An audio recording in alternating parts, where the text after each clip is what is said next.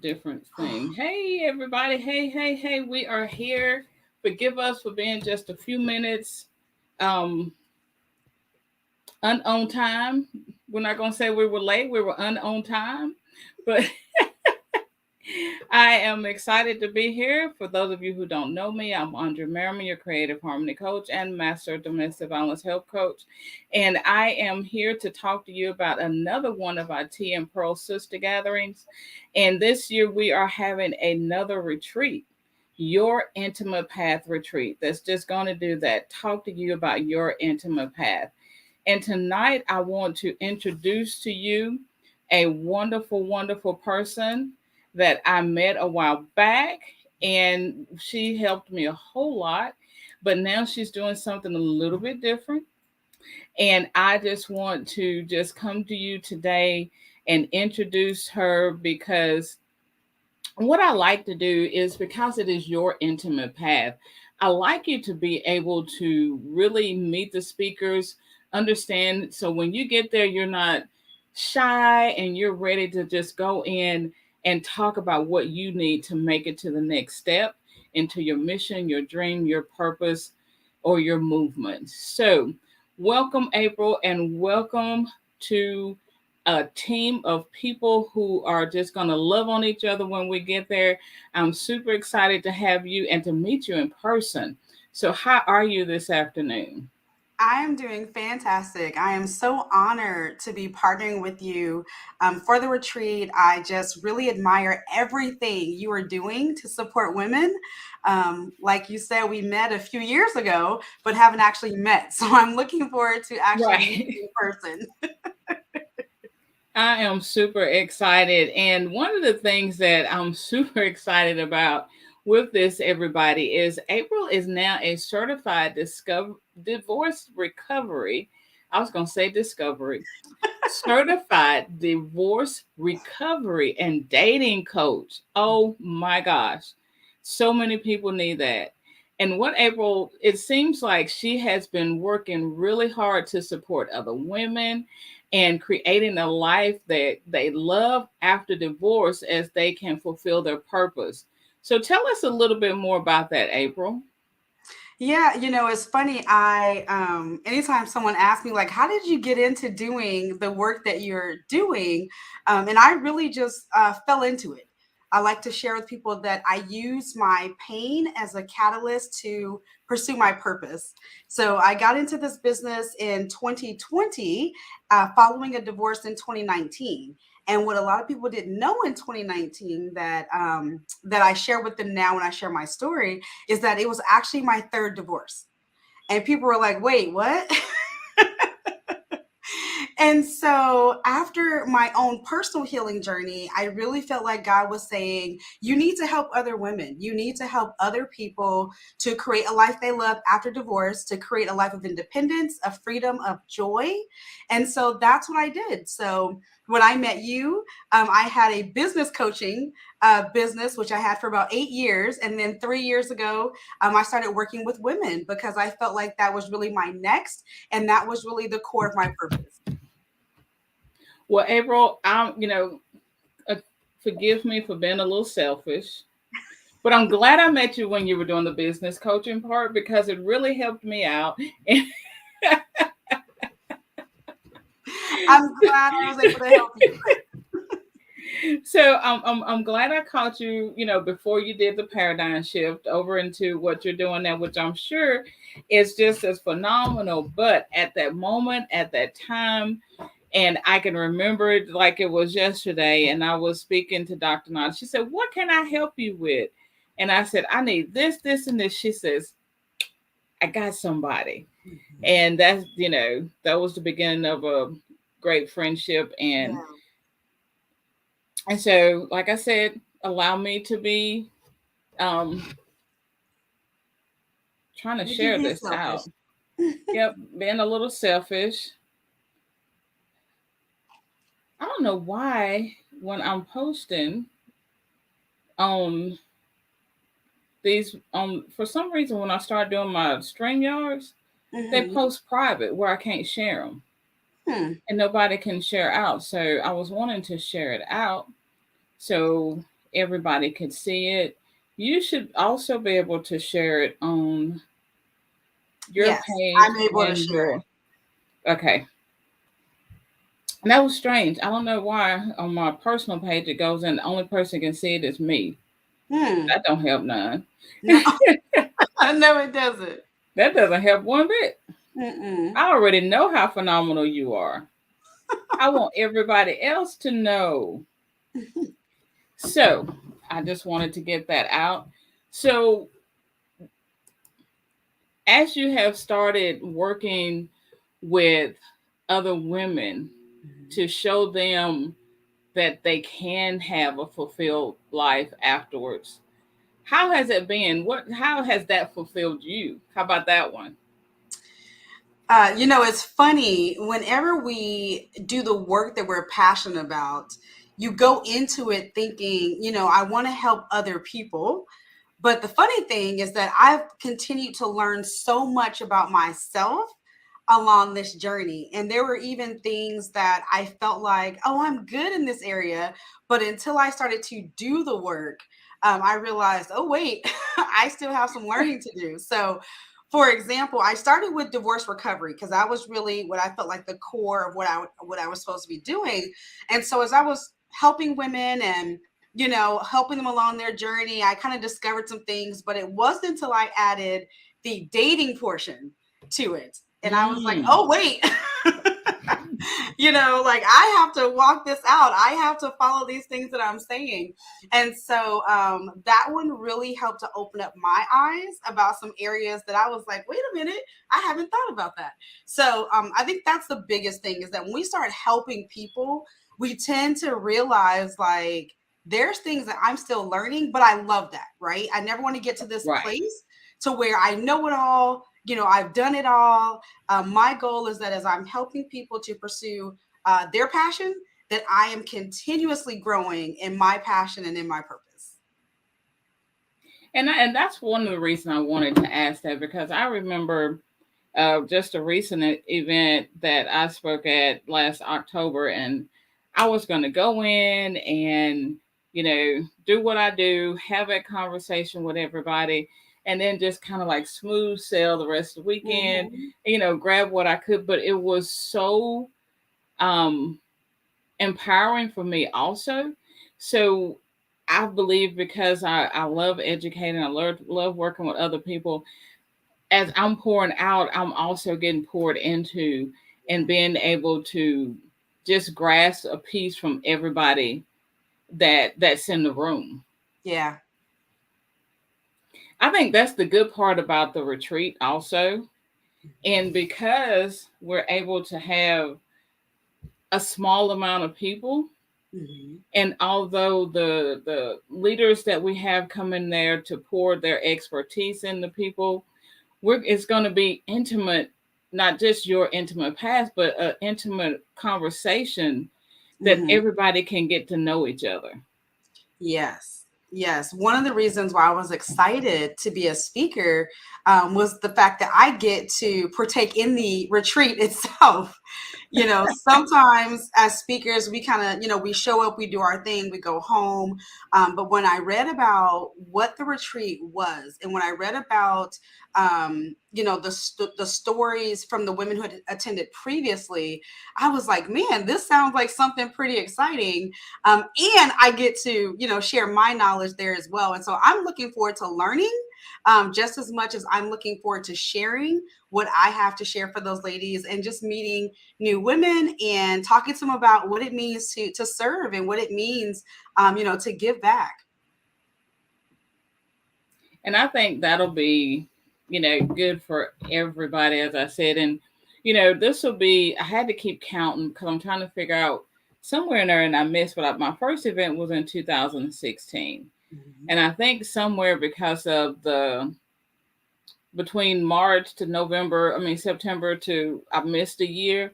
So I think it's the seventh event. But as you spoke, the speakers that have been there have bonded. They have gone on to do books together. They have gone on to do events together.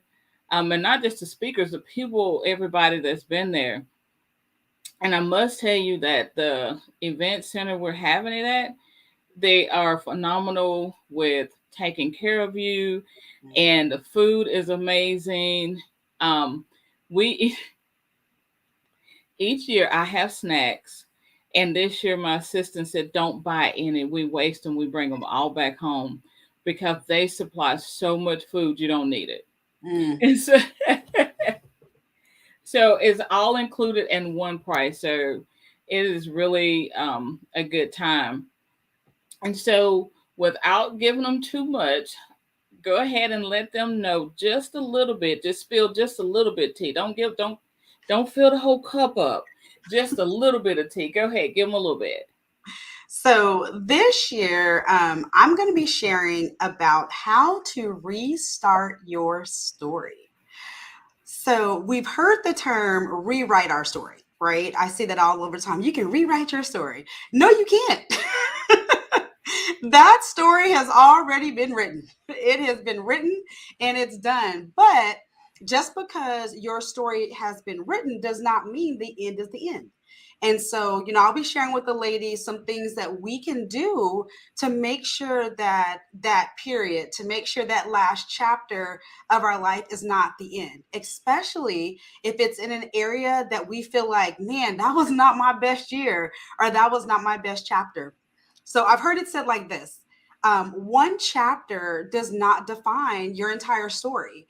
And so sometimes when we go through something like a divorce or a breakup or losing our job or, any of those things that as women can destroy our self esteem and our confidence, we feel like that's the end of the story. But what I'm here to share with the ladies is that you can always rewrite or restart your story. So instead of it being the end of the book, we're just going to write book number 2 or number 3 or number 4 or whatever it is for those ladies. So I'm excited to share that with them.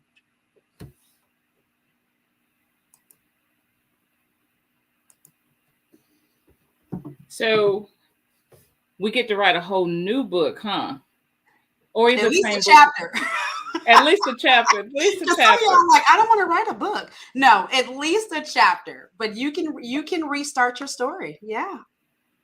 And so you're telling me that even if I've been divorced a couple times, it seems like I'm not going to find anybody. And it seems like I don't want to get into the dating world. And it seems like my kids are grown. You telling me that there's still possibility. There is always a possibility. I coach women from 35 to, I've coached a woman that was 75 going through a divorce. And let me say this, your next relationship is not your destination, right? That's part of the journey. So I also coach women who say, maybe I don't want all that again. I just want to fulfill my purpose, and that's great. But if you are someone out there who I went through 3 divorces and I woke up and said, you know what, this is not the end of my story. I deserve love. I deserve to have my happy ending, my fairy tale, according to April, simply because God loves me enough for that. And so, yeah, if you're a woman who is desiring that, then that's absolutely out there for the grabbing. I know that not every woman at the retreat will be in that position, divorced or whatever. So the things that I'm going to share are for whatever area you feel like your story is over, you can restart it. So whether it's career, motherhood, relationship, your health, your finances, it does not matter. I'll be sharing with you guys a few tips on how to restart those stories. And I like that idea that you said, okay, so I may be in a good relationship, Mhm. but my kids are grown. Like I'm feeling that emptiness thing, and so I may want to start over my career. Mhm. Absolutely. Hmm. Absolutely. Maybe I'm starting over in my career, my health. Maybe I haven't had the best financial journey, but I'm starting over there. Doesn't matter. Any area in our lives. And the way that God described it to me was that each area in our life, each of our experiences are like a tree growing in a forest, right? And when that tree is dying, it's affecting the rest of the trees. And so Mm. at some point, we've got to uproot that tree, which sucks. It hurts. It does. But by uprooting that tree, it allows God to plant something new there. And so it's never too late to uproot the tree that was dying, that was damaged, and to plant something new there. It's never too late.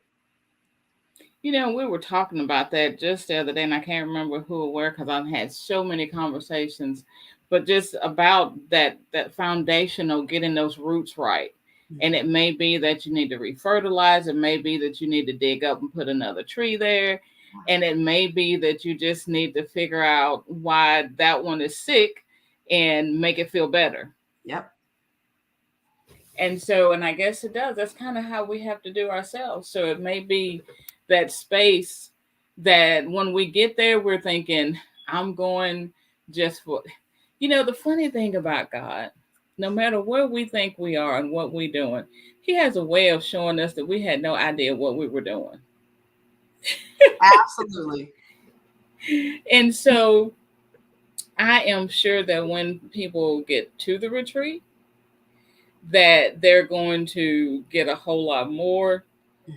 So bring your tissue, bring, bring your notebook, bring your pens and paper. And the good part about the area that we're in, so some of the ladies have where they already love to walk. Mm. So it's in a very pretty area. We've had good weather every year. And so we're praying that we're going to have some more good weather. And I don't know if you've seen it, but Sherry Bishop is coming to do a one woman show. So bring your, clapping hands. And she really gets in and talks about the history from the motherland to the promised land and the history behind our gospel music. So that's going to be exciting. And on top of Saturday night, we're going to have, what do you call it? A fire pit. When is the Yes. last time you sit around the fire pit and jab jaws with a bunch of women? Are we going to have s'mores? We're we're gonna have Look, s'mores. look, We are y'all. bringing ingredients for s'mores. You can't have a fire pit without s'mores. So when is the last time you done that? Man, so funny enough, my parents have a fire pit in their backyard, and so sometimes we'll do it with the kids. But the last time I've done it in a retreat setting, it's probably been 15 years since I've done it. And so I'm excited. I love the outdoors. For those of you who don't know me, so I've got this tattoo, and it's the sun and the waves and the mountains all in one because I love the outdoors. And so I'm looking forward to walks in the woods and fire pits and s'mores. And s'mores and s'mores. Don't forget the s'mores. So I'll have to tell Katrina, whatever you do, don't forget the chocolate and the marshmallows and Yes, the graham crackers. yes. Okay, so I need to know, how picky are you about your graham crackers? I am, and I know anyone who knows me is like, ain't real bougie about everything. No, I am not super picky about the graham cracker because I'll be honest with y'all, it's not about the graham crackers. Okay. It's Okay, about getting the marshmallow and the chocolate in my mouth. The graham cracker is just a mode of transportation to that, for that.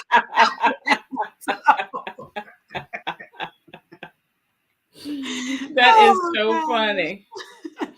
I asked that because when my girls were little and we did Girl Scouts, and so we were sitting there, and one of the other Girl Scout leaders came over with my troop, and she said, I'm coming over here and make some more with y'all because she buys the store brand graham crackers, and you have The real one.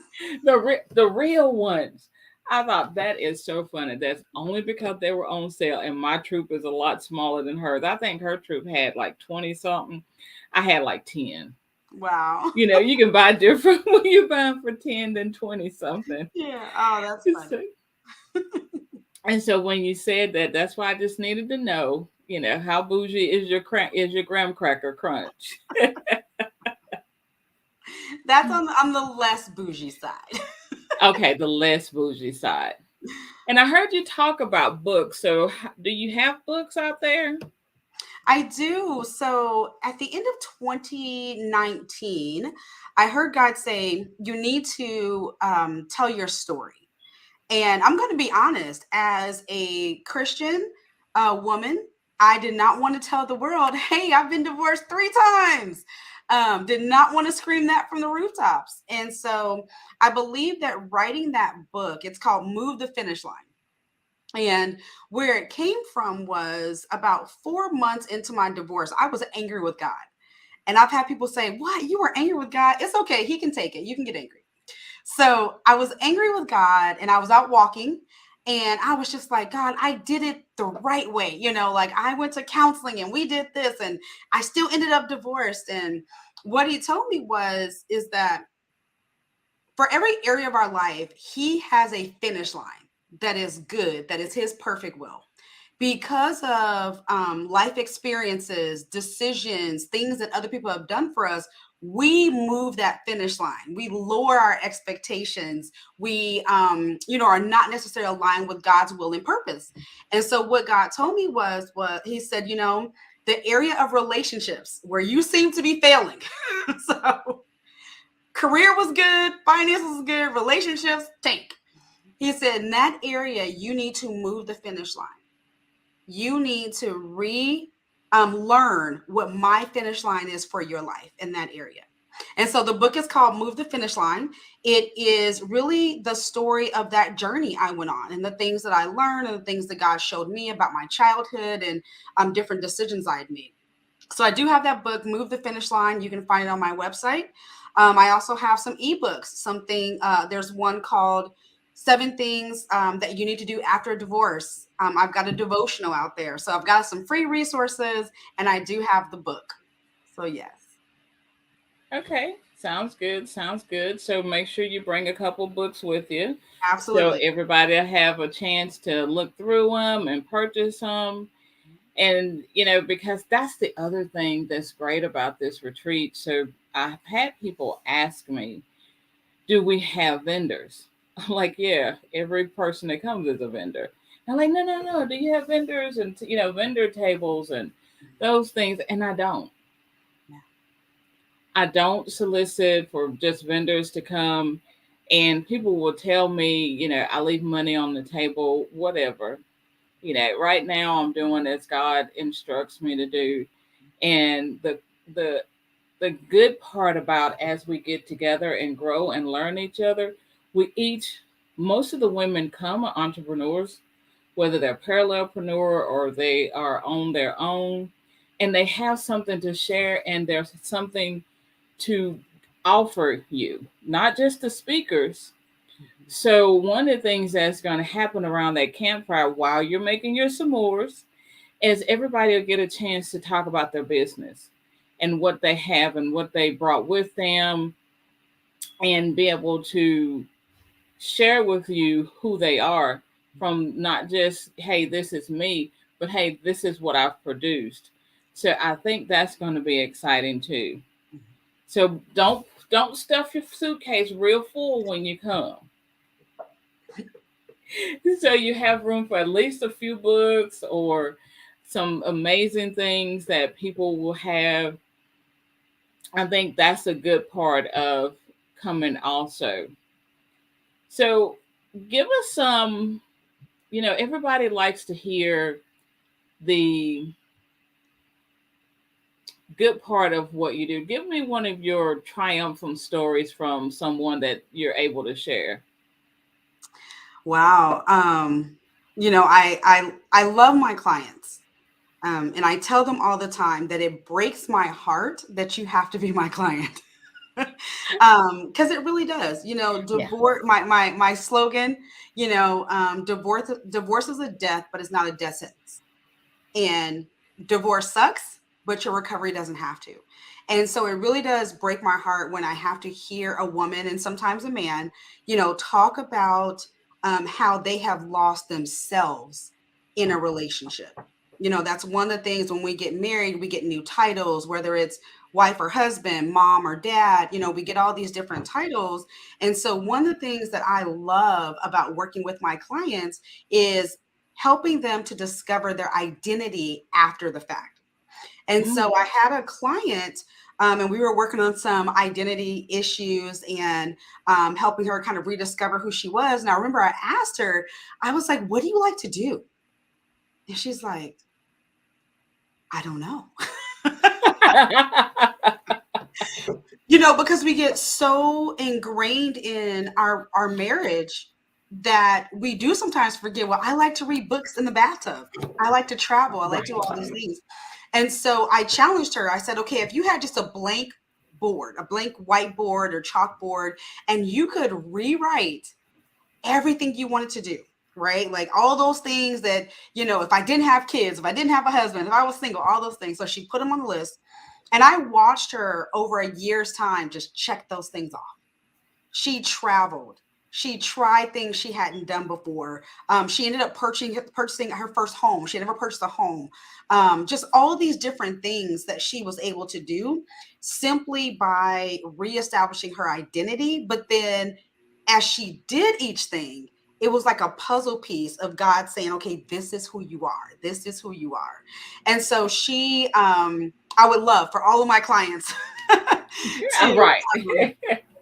go in that direction. But it was just really heartwarming to visibly see her come alive again, right? So from our first phone call of just almost being a shell of a person and not knowing who she was, to a year later, just thriving.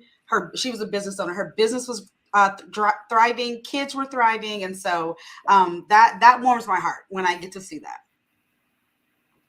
And so, two questions, and one of them just come from what you just said. You said her business is thriving. Mhm. So it sounds like her finding her identity helped her to push more of that identity into her business, which allowed her to connect with the people that she needed in that space. Absolutely. As entrepreneurs, even as business leaders, if you're a CEO or president of a company, we don't realize how much of our life, our personal life, influences the direction of our business. And so, especially entrepreneurs, solopreneurs, business owners of small businesses, when we are not in a great place, when we are struggling, that overflows into our business. Right. And so when she came to me, she was afraid that she would have to close her doors. And Wow. through rediscovering her identity, she was able to turn that business around and make that business thrive. And so that was one of the things where one of the areas where like my business coaching came into play. Um, Right. so I was like, yes. But at the core of it, everything that affects us, especially going through a divorce, it can affect our entire life. And it's not just my relationship. We had talked about finances and health, mental health, right? Overwhelm and parenting. Now she's a single parent, all these different things. And so, yes, it was awesome to see that her business was able to thrive after that. That's awesome. And the other part that made me think of, and we've talked about all the great things that as a result that can happen, but do you find that a lot of people when they come to you are don't realize that they're dealing with grief? Yes. And that is why I'll say this on the podcast. I say this a lot in my talks is that divorce is a death, but not a death sentence. And Right. so one of the things that I had to do personally was to grieve my old life. And so in the book I talk about I went to Sedona, which is this gorgeous mountainous area near here, and I had a funeral on top of a mountain for my old life. And Awesome. it was just one of those things I had read in a book, I think by Lisa Turkhurst. I think it's called It's Not Supposed to Be This Way. And she talks about how, in order for us to really move forward with the life that we have to accept the fact that that old life is dead and gone. And so I had a funeral for my life, and I said, okay, I am saying goodbye to whatever that was that I had before. And that meant sometimes saying goodbye to some of the dreams and hopes and desires I had with that other person and who I thought I was going to be. And so, one of the things that I work with my clients on is a grieving process because it is a death. And that I believe is one of the reasons why I ended up in the same type of marriages so many times. I didn't do that into the third one. I did not look at Right. it like this is a death. I looked at it like I don't feel bad anymore, so I'm good. And I wasn't. Right. So, yes, it is very much a death. There's very much a grieving process that goes along with the divorce. Mhm. So I just wanted to think about that because we're going like, okay, we can get here and we get here, and it's great to understand the benefits, but just to know where we may be starting at that place. And sometimes, like you said, people think, well, I feel relief, I'm not afraid, especially if there has been some type of abuse there. You're not able to pinpoint why you're having that problem. And I know oftentimes with those that I work with, that we have to go through that to say, hey, it's okay to grieve. You're Mhm. grieving a marriage you thought you was going to have, a life you thought you was going to have, a person that you loved, even then if that person wasn't able to love you Yeah. at the capacity that you needed, you loved. Yeah. And so now you have to do that. You have to go through some forgiveness things. Mhm. And how do you deal with the part when you tell them they need to learn how to forgive? Oh gosh. So that's always a fun one because this what I hear people say is this. I don't know how to forgive and forget. And unfortunately, we couple those two things together and they don't go together at all. Forgiveness and forgetting are two totally separate things. And the thing that I share with my clients is forgiveness is for you, right? Forgiveness says, I am releasing the things that this person has done to me, whether they deserve my forgiveness and whether or not I ever get an apology, because I don't want to be chained to that trauma and that pain. What I tell them is, don't forget. Scars are what remind us of what not to do. And so when we have been hurt by someone, particularly in situations of abuse, infidelity, things like that, if you now mind you, I'm talking to people who have been divorced. So I'm not out here telling people get a divorce. I'm talking to Right. people who made the decision, and it's done. And so when we talk about forgetting, what I hear people say is, well, the Bible says that God remembers our sins no more. That is true. He forgets. We don't forget. And so the reason why I say it is good sometimes to not forget because it reminds us, especially if we've been in toxic relationships, what not to do. And so scars remind us of what not to go back to. You touch a hot fire and you get burned. That's you learning. I don't need to touch that anymore. And so I really help them to understand the purpose of forgiveness, not just forgiving the person they were with, but forgiving themselves. That is where my clients get stuck. They find it a lot easier to forgive their ex than they do to forgive themselves, or whether it's a bad decision or, I got with it, whatever it may be. That is where they struggle more, is forgiving themselves. But I truly like them to understand that forgive and forget are two totally different things. And it's okay for you not to forget if it reminds you to not go back to where you've been. And that's an important thing because we always say it just rolls off our tongue, forgive and forget, forgive and forget. And that's why people have a hard time forgiving because they don't want to forget. And they Yeah. go, I'm not going to be able to forget it. Hmm. And I don't want to be in that position again. If I forget it, I'm going to be back in that position. Absolutely.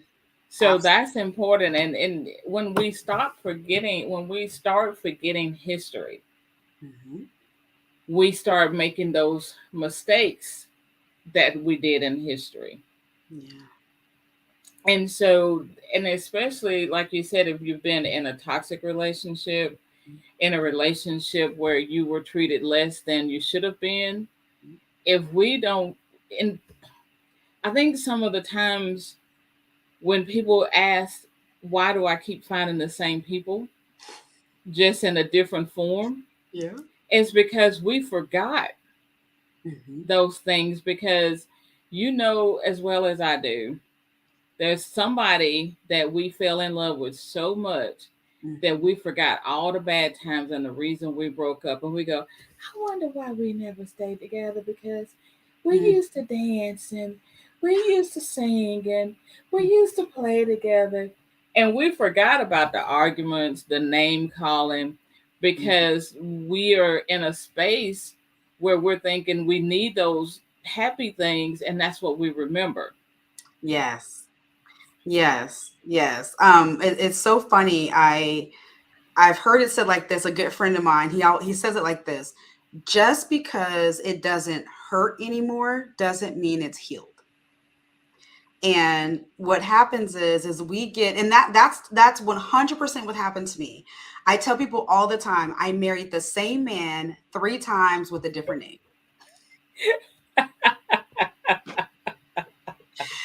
And the crazy thing is I'd gotten divorced every 10 years, 21, 31, and 41. And so clearly there's this pattern of the first couple years, it was me and God, we're good. And then I would forget and I'd meet the same type of person and we would get married. And 3.5 years later, we were divorced. And so, what you're saying is spot on, right? Is that we tend to forget those toxic times and they become overshadowed by the good things that we want, or we become comfortable with the dysfunction. You There know, we go. dysfunction in and of itself is not a bad thing, right? We all live in a little bit of chaos. It's when dysfunction becomes normal is when it becomes dangerous. And what I realized when I started dating the good guy, that was foreign to me.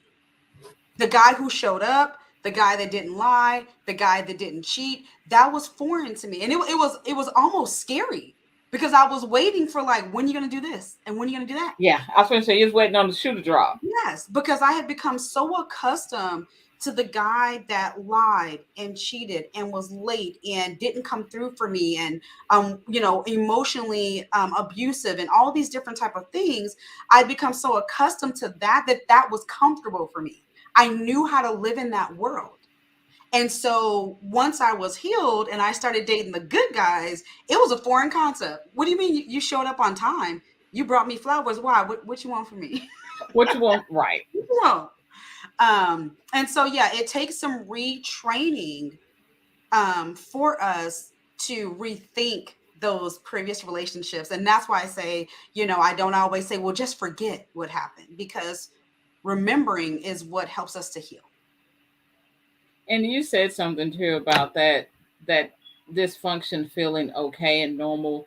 And when I started saying I want to disrupt the normalcy of domestic violence, people start looking at me like, what do you mean? I said, because what I was saying was so many people coming in that need help, that have been abused, because they're living a lifestyle that was normal to them.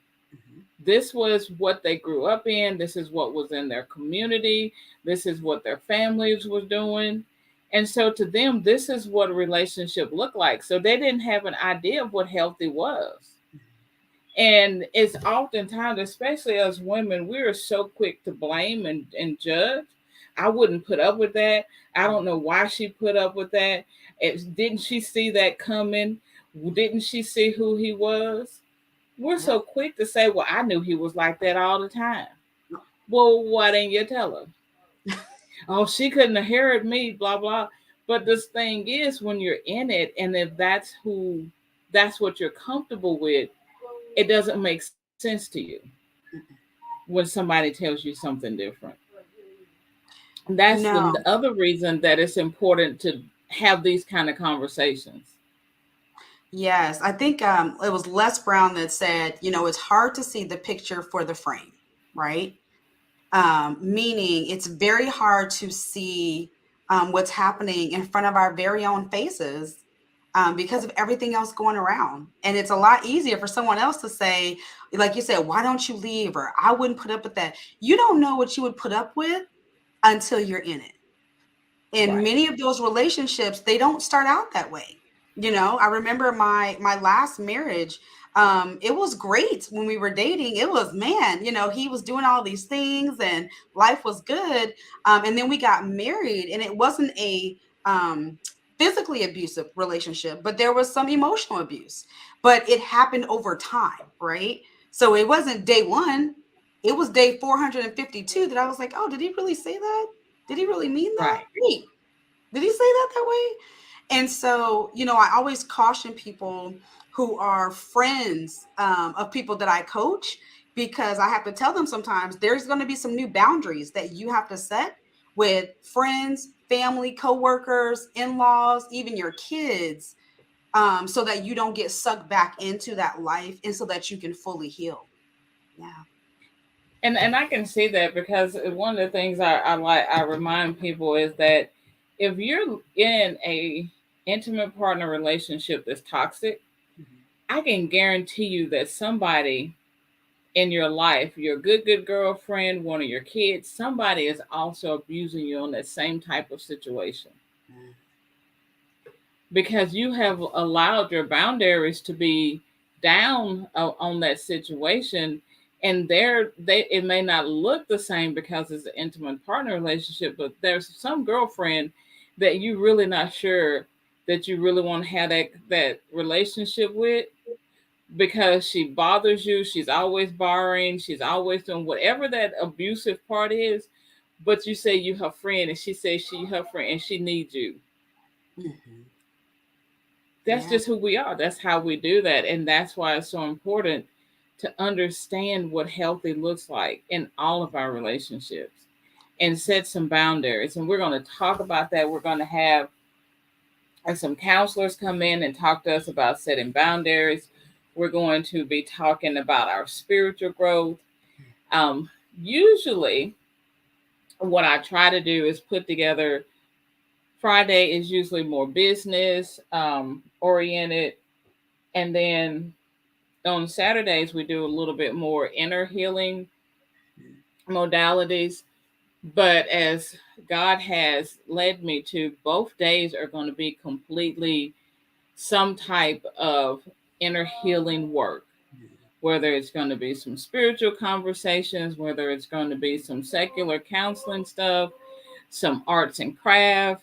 Um, each day is just going to be full of digging deeper, pulling out another layer of what is inside of you that needs to be transformed into the space that God can use you even more. And the good part about it is, or I think it's going to be good, we're going to see several of the ladies are bringing their husbands this year. Wow. And so we'll have a couple, at least a few men there. So we'll see what we're going to do with them. But what I found in 2019, I had husbands. Matter of fact, I had a male speaker there. And so on Sundays, we always end with a tea party. And then we have our strategy sessions on Sunday. And the men that were there were really phenomenal with putting their input and understanding what they hadn't realized women were going through, and adding some suggestions to what they were hearing. And it was really awesome having them in the room. So I'm hoping that it'll be just as awesome this year. Um, I think it's going to be really great. Do you have any questions about this year? What are you thinking?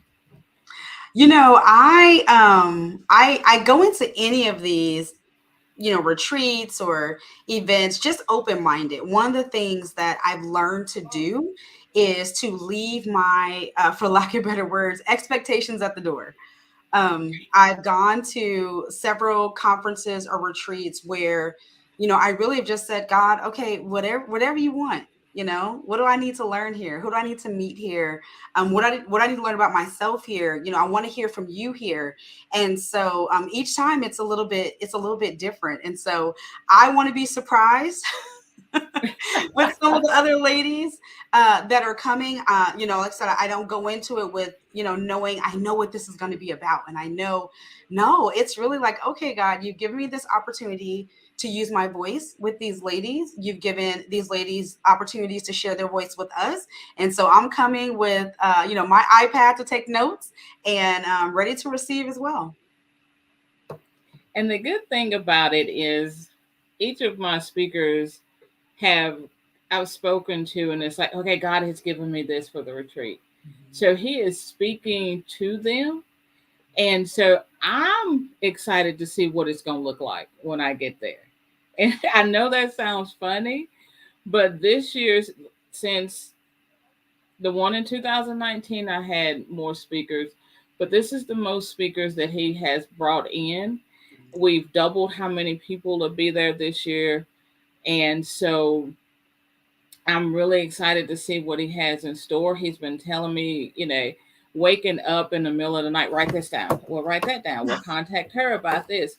And it's really been phenomenal. And I think it's going to be great. So let me tell you, when we was talking about expectations, so there was an event I went to, and I had told myself the year before, next year I'm going to this event by hook or by crook. I was going to work. I was going to, sell some programs. I was going to sell some books. I didn't know how I was going to get there, but I needed to be at that event. I knew that next year I needed to be there. Had put it off, just kind of spinning my wheels. So it got close time to do it, and the money still wasn't there. I still wasn't sure how this was going to happen. So I started praying. I started asking God, God, this is what I want to do. This was my one big goal for the year. And things happened, a whole lot of things that was just but God happened, and I ended up there. So I say that because I had expectations. Ooh. Okay, I had Mhm. expectations of what I wanted. There was only two major things I wanted to do while I was there. There was two people I wanted to meet. Mhm. I wanted to meet one of the girls. I had been on her podcast, and I knew she was going to be there, so I wanted to meet her in person. And then I wanted to meet one other person that I was looking at for um, helping in my business. Okay. So I'm like, I don't know how I'm gonna meet them. I can't just walk up to them because at this time, this was several years ago, and I was still in my little shell trying to figure out. I'd stick my head out and come back, stick my head out and come Mhm. back. You met me during that time, Yep. so you already. So I'm like, how am I going to meet this God? I'm gonna need you to help me out. I'm going to, try to figure this out. How am I going to get there? Where am I going to stay? So, but I had these expectations that I was specific with what I asked God for. Mhm. And so I went in, and the girl I stayed with, we shared a room with, the girl that I had done the podcast with, she had been an ambassador with this girl in an event a couple months ago. Mhm. So they were hanging out together that weekend. So, boom, I got to meet her and spend the weekend with her. The second person I had seen from afar, I'm like, I'm gonna speak to her tomorrow. I'm gonna go see it with her tomorrow. I'm gonna talk to her, and I didn't. And I was sitting there, and she was late for one of the speaking sessions, Mhm. and the only place for her to sit was next to me. The only Shut up. space left, but God. Now Mhm. you can call that coincidence. I'm saying God fulfilled the two things I wanted to get out of that event. Mhm. And so I say that to say, whether you are looking for something particular, ladies, and you're asking God, where am I going to get this? What am I going to do? I have scrolling through the website, look on there, look at the people, because I believe that God will tell you as you read through, this is where Mhm. you need to be. Yeah. This is the person you need. If you want to say, "Ooh, I like what she does. I want to meet this person. I want to collab with her." Come to the event and watch God show up and show out. If you just know you need to be there, you don't know how he's going to pull this off, you're not sure what's going to happen, get your ticket, come on in, and be, like you said, open minded. Yeah. God, I'm surrender. I'm ready for you to work through me, because he'll meet you there. He Yeah. will meet you there. And so you have two examples. You have a specific something, you have open mindedness, whatever it is that you're, I really believe the people, people always say, oh, who's supposed to be in this room is in this room. And I believe that. Yeah. But I really believe that this year God is doing something amazing with this retreat. I can't wait to get there to see what's going on. I'm excited. I, you know, and everybody's like, "But you're putting it together." No, you don't understand. Yeah. He's just doing some amazing things and moving some pieces around. It doesn't look like the others, and he's really, I'm drawing people in that are ready to make a change, who's ready for that shift, who's ready to say yes to their mission and where God is leading them. And I think this is going to be the start of an amazing network of friends. Yeah. Yeah. I'm looking forward to it. I think it's going to be awesome. Well, it is, I don't want to hold you. We have been here about an hour, so I thank you again for joining me. We will be here next Thursday with another one of our phenomenal speakers. I hope everyone will come in. We do have a few seats left, not many, but we do have a few spaces left. So go ahead and get your, there is set up where you can do payment plans or you can pay in full. And you save a little bit if you pay in full, but there's also payment plans. Just if that doesn't work for you, give me a call, back channel me. I think I'm on Clubhouse still. DM me, whatever it is, private message, whatever they call them, on whatever platform you're watching me on, and we'll work something out.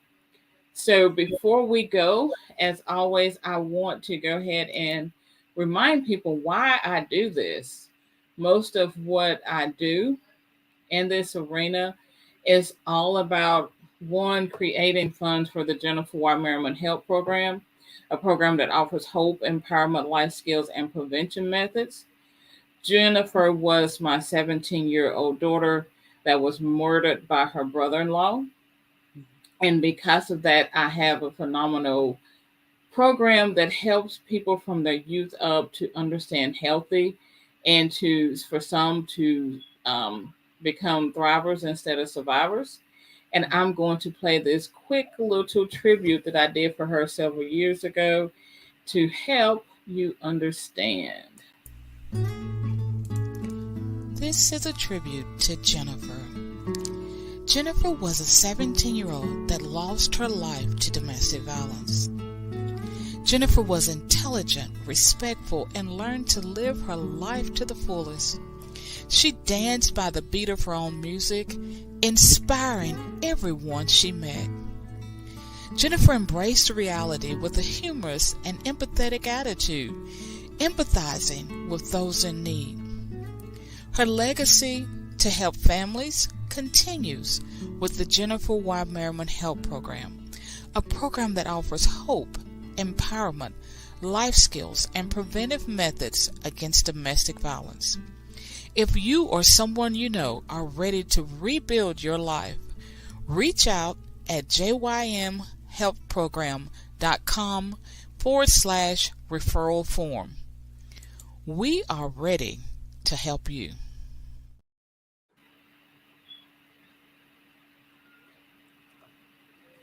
Thank you, everyone who have joined in with us. I hope we see you at the retreat. Again, you can go to yourintimatepathretreat.com, look through, make your what you want to know known to God. Hey, Is this a place I need to be? Where's my money coming from? How am I going to get there? Can I bring a buddy? Talk to him. He'll let you know. And again, April, thank you for not only saying yes to the retreat, but saying yes to spending time with me today. I look forward to seeing you. And thank you again. You're welcome. Thank you for having me. I'm looking forward to September. So I hope you guys will join us there because you do not want to miss it. Take care, and y'all have a good evening. And until we meet again, check us out again next Thursday, 7:30 Eastern Standard Time. And until then, I pray that you have hope, harmony, and happiness in your life. Bye for now.